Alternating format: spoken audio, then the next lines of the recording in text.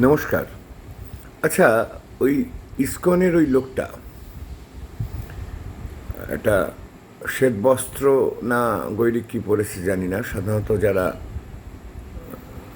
বৈষ্ণব সম্প্রদায়ের সাধু হন তারা তো গৈরিক পরেন না, শ্বেতবস্ত্র পরেন। আমার যতটুকুনি ওর ভিডিও দেখেছি মনে হচ্ছে উনি গৈরিক পরেছেন। কী করে গৈরিক পরতে পারেন তা জানি না, যা খুশি সে পড়ুক। ধর্মীয় পোশাক বলে যেসবগুলি অভিহিত, সেগুলিতে এখন আত্মপ্রচার আর ধর্মের রাজনৈতিক ব্যবহারের অঙ্গ হয়ে দাঁড়িয়েছে। আমরা যে ত্যাগের প্রতীক হিসেবে গৈরিক বর্ণকে দেখে এসেছি, বিবেকানন্দের যে গৈরিক, মহাপ্রভু শ্রী চৈতন্যের যে শ্বেত বস্ত্র, এগুলির সঙ্গে দল, রাজনীতি, ভোট, এমএলএমপি হওয়া, এসব তাঁরা ভাবতে পারেননি। আমরা প্রথম একটা সময় দেখেছিলাম গোরখপুরের মহন্ত অবৈধনাথ, যিনি এই অজয় সিং বিশ্বাত অর্থাৎ স্বঘোষিত যোগী আদিত্যনাথের গুরু টুরু ছিলেন, তাকে আমরা সংসদে দেখেছিলাম, বা পরবর্তীকালে কাউকে কাউকে দেখেছি এরকম। মনোনা রঙ্গায় যোগী রঙ্গায় কিউ কাপড়া, কবিরের দোহা। মনটা না রাঙিয়ে একটা গৈরিক বসন পরে নিয়ে তারা একাধারে সাধু, একাধারে সাধু বলে দাবি করা, সাধু নন। আবার রাজনীতির, দলীয় রাজনীতির মধ্যে, রাজনীতি খারাপ কিছু না, দলীয় রাজনীতিও খারাপ কিছু না, খারাপ হচ্ছে সাম্প্রদায়িক রাজনীতি, খারাপ হচ্ছে ধর্মের রাজনৈতিক ব্যবহার।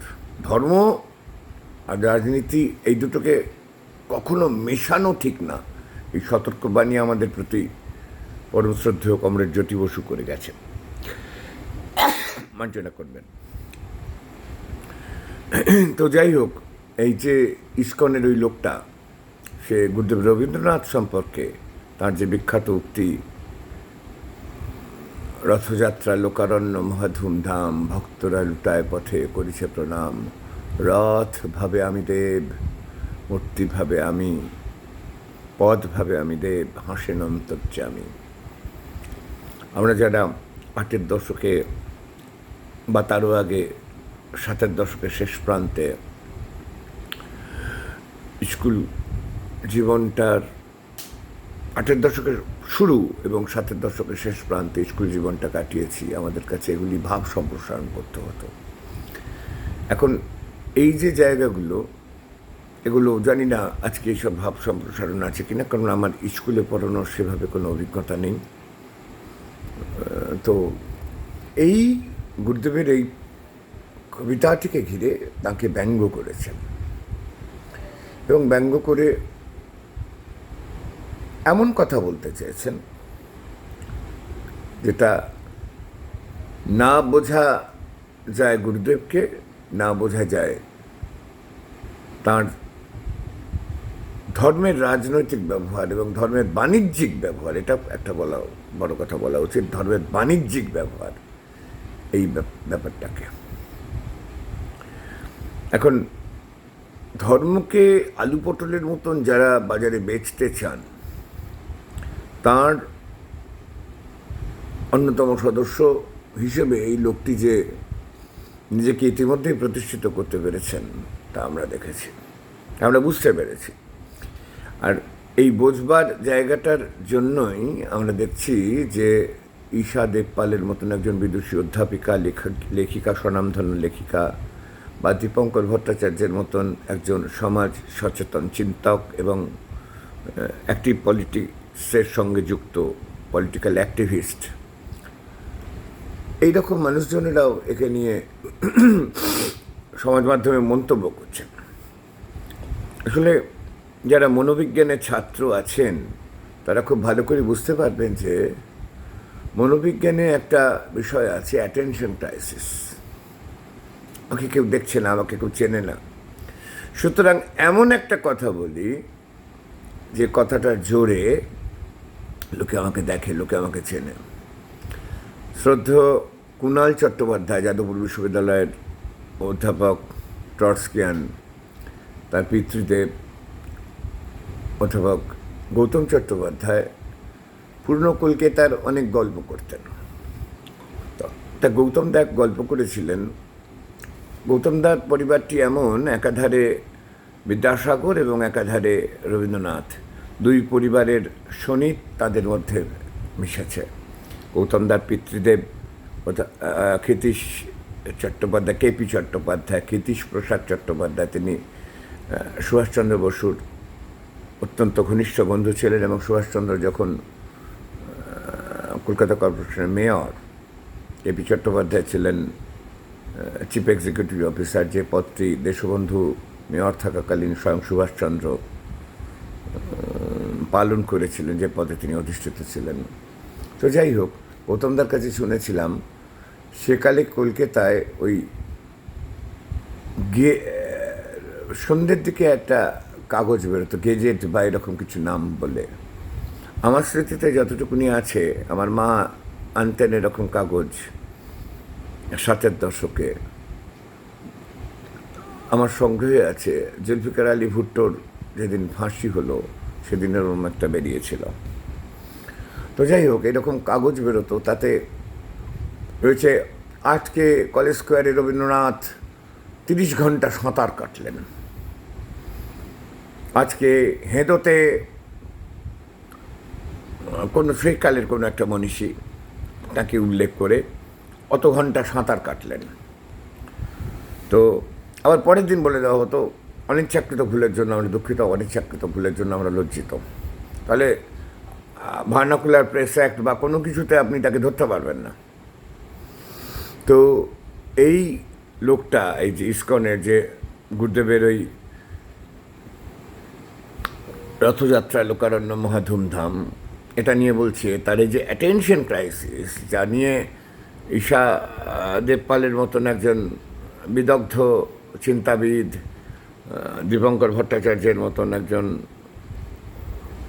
স্বনামধন্য রাজনৈতিক ব্যক্তিত্ব, প্রগতিশীল রাজনৈতিক আন্দোলনের সঙ্গে যার সংযোগ, তারা মন্তব্য করছেন। বিষয়টা কি? বিষয়টা হচ্ছে আমাকে দেখো।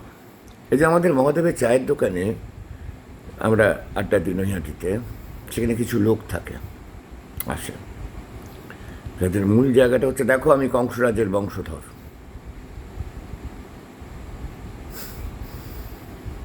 ওই সুকুমার রায়ের ছড়া, গঙ্গারামকে পাত্র পেলে জানতে চাও সে কেমন ছেলে, মন্দ নয় সে পাত্র ভালো, রং যদিও বেজায় কালো।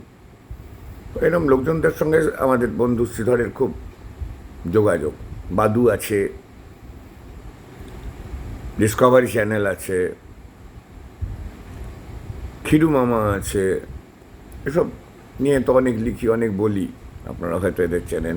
তাদের মূল জায়গা হচ্ছে দেখো জর্জ ফার্নান্ডেজের সঙ্গে আমি ডাঙ্গুলি খেলতাম, এইরকম।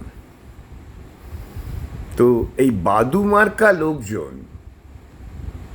এরা ভালোবাসে সবাই সে এদের স্যার স্যার বলুক। আর এই যে ইস্কনের লোকটা, এ ভালোবাসে সবাই কাছে মহারাজ মহারাজ বলুন। আমাদের কাছে মহারাজ মানে স্বামী আত্মস্থানন্দ, আমাদের কাছে মহারাজ মানে স্বামী বীরেশ্বরানন্দ, স্বামী গম্ভীরানন্দ, স্বামী গহনানন্দ, স্বামী রঙ্গনাথানন্দ, পরম পূজ্যপাদ ভরত মহারাজ, পরম পূজ্যপাদ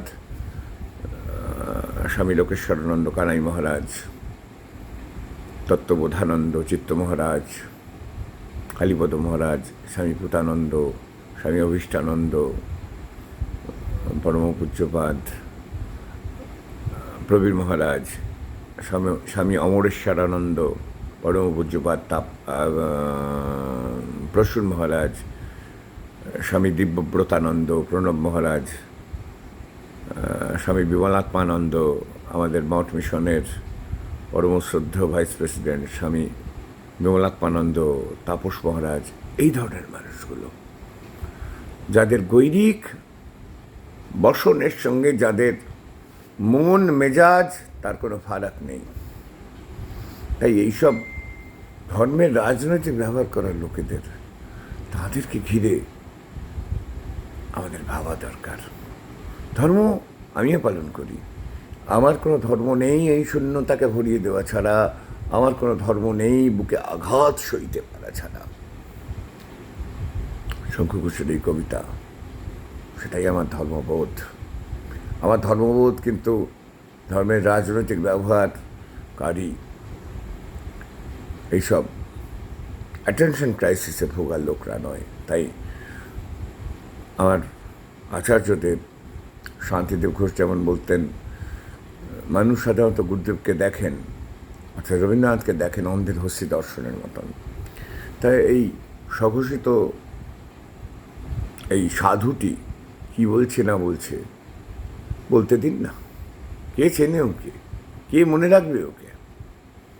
এসব ওই যে কার্তিক, তাকে তো মহারাজ বলতে আমার দ্বিধা হয়, একটা ধর্ষক, তাকে মহারাজ বলতে দ্বিধা হয়। তবে একটা কথা কি জানেন, এখন যে শাসনতন্ত্র চলছে গোটা দেশে কি আমাদের রাজ্যে, তাতে হয়তো একদিন এই লোকটাকে কোনো একটা সরকারি উচ্চ পদে আসীন করে দেওয়া হবে। অর্থাৎ এই ইস্কনের এই লোকটাকে, যেমন কার্তিককে করা হয়েছে, তাকে আমি মহারাজ বলতে পারবো না। কেন আমি তাকে মহারাজ বলতে যাবো?